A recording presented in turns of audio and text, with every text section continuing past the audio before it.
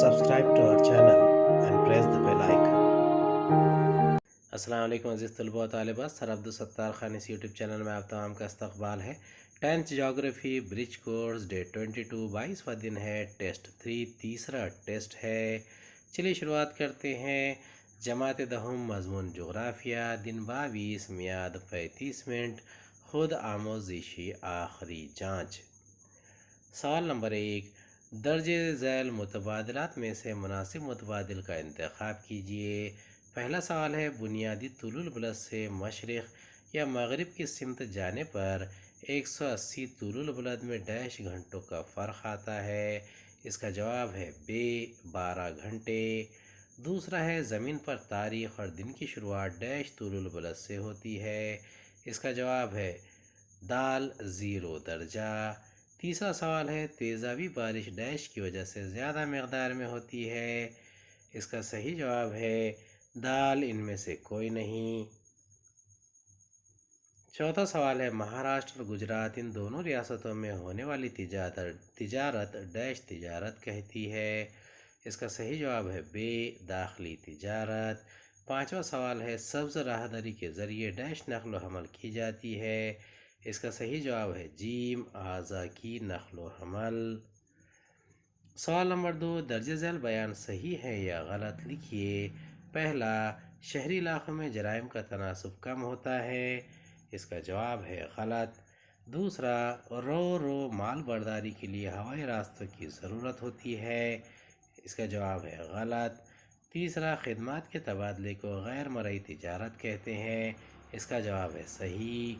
चौथा, 0 दर्जे के तुलुल बलद पर आलमी मियार वक्त तय किया जाता है। इसका जवाब है सही। पांचवा है, बारिश वाले इलाक़ों में बारिश का तनासुब ज़्यादा होता है। इसका जवाब है सही। सवाल नंबर 3, मुख्तलिफ जुज़ पहचानिए। पहला है, घाटी, वी शक्ल की वादी, यू शक्ल की वादी, बल खाता हुआ मोड़। इसका सही जवाब है बल खाता हुआ मोड़, क्योंकि बाकी की तमाम अशकाल जो है वो वादियों की है। दूसरा है, ख़त इस्तावा, ख़त सरतान, ख़त जिद्दी, ग्रेनिज, तूलुल बलद। ये तीनों अर्जुल बुलदी खतूत है, जबकि ग्रेनिज तूलुल बलद है। तीसरा है, मज़ाहमती बारिश, तेज़ाबी बारिश, गर्दबादी बारिश, गर्दिशी बारिश। इसमें ये 3 बारिशों की किस्में हैं, जबकि तेज़ाबी बारिश एक गैर फितरी अमल है। चौथा है, सवालनामा, कंपास, कैमरे, बारिश पैमाने। अब इसमें से कंपास, कैमरे और बारिश पैमाने ये 3 अलग अलग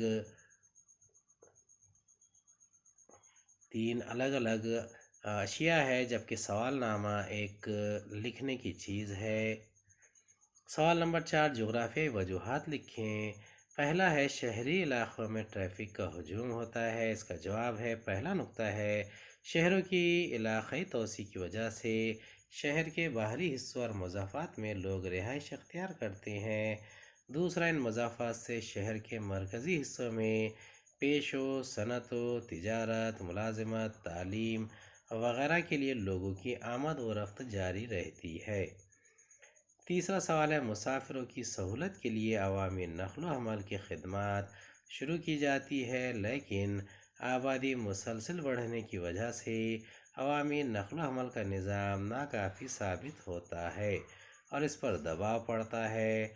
चौथा, अवामी नक़्ल व हमल का निज़ाम नाकाफ़ी होने की वजह से सफ़ेद कॉलर वाले अफराद निजी गाड़ियों से सफ़र करने लगते हैं। पाँचवा, अवामी गाड़ियों और बड़े पैमाने पर चलने वाली निजी गाड़ियों की वजह से ट्रैफिक का हजूम बढ़ जाता है। दूसरा सवाल है, ख़त इस्तावा के इलाक़े में गर्दिशी बारिश होती है। यहाँ पर इसका तरीक़ाकार दिखाया गया है। ख़त इस्तावा के इलाक़े, सूरज की किरणें साल भर उमूदन ज़्यादा दर्जे हरारत, सतह ज़मीन का गर्म होना, हवा का गर्म होना, अमल तफ़ख़ीर, हल्की हवा का ऊपर जाना, बुलंदी पर ठंडा होना, सर्द हवा में बुखारात की गुंजाइश का कम होना, अमल तकसीफ़, पानी की बूंदों का बनना, बारिश होना। इस तरीक़े से जो पानी बरसता है इसे अहमाली या गर्दिशी बारिश कहते हैं। दूसरा है, ज़मीन की सतह जल्द गर्म होती है। इस खसूसियत की बिना पर خط استوا کے علاقے میں سطح زمین دوپہر تک خوب گرم ہو جاتی ہے اور گردشی عمل کے نتیجے میں بارش دوپہر بعد ہوتی ہے۔ تیسرا ہے اس کے برعکس سمندر کی سطح پر دوپہر تک گردشی عمل نہیں ہوتا، کیونکہ سمندر کا پانی آہستہ آہستہ گرم ہوتا ہے، اسی لیے خط استوا کے علاقے میں دوپہر کے بعد سمندر پر گردشی بارش نہیں ہوتی۔ دیے گئے نقشے میں خط سرطان، اراولی پہاڑ، مغربی ساحلی علاقے اور لکشدیپ کی نشاندہی کیجیے۔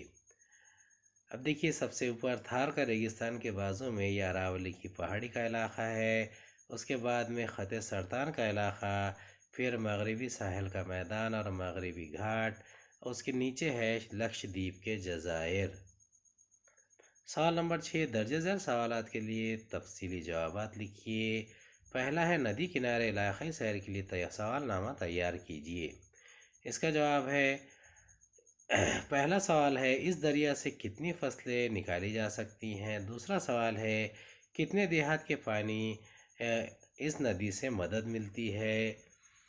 اس دریا میں کتنے قسم کی مچھلیوں کی افزائش ہوتی ہے۔ چوتھا سوال ہے کتنے لوگ اس ندی کے ذخیرہ آب کا استعمال کرتے ہیں۔ پانچواں، ماہی گیری کے پیشے میں کون سے مواقع ہیں۔ چھٹا، کسانوں کے لیے ندی کتنی مفید ہے۔ ساتواں، ندی کی آلودگی آپ کیسے کم کریں گے۔ آٹھواں، نئی نسل کے لیے کیا پیغام دے سکتے ہیں۔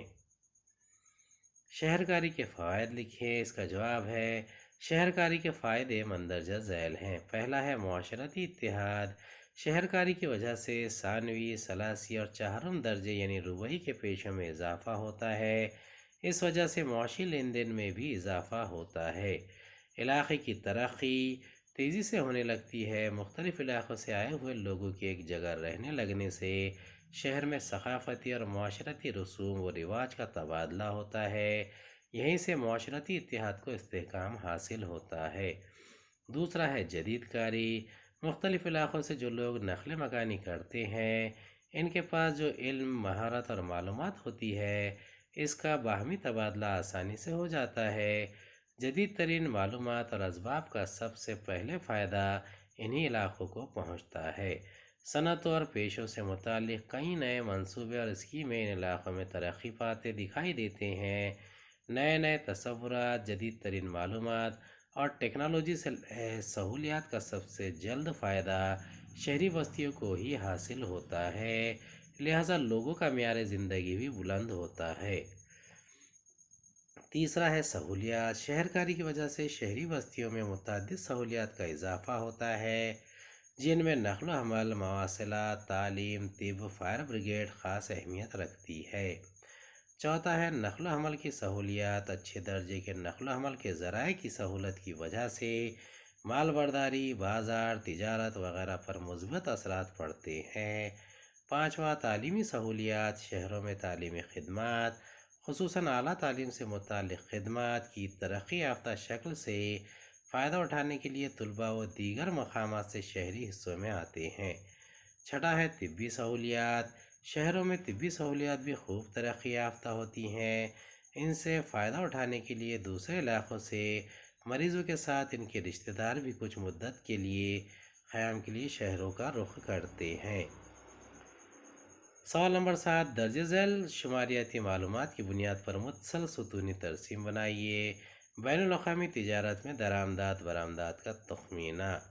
ملک درآمد برآمد: چین 2143 1960، بھارت 272 380، برازیل 190 241۔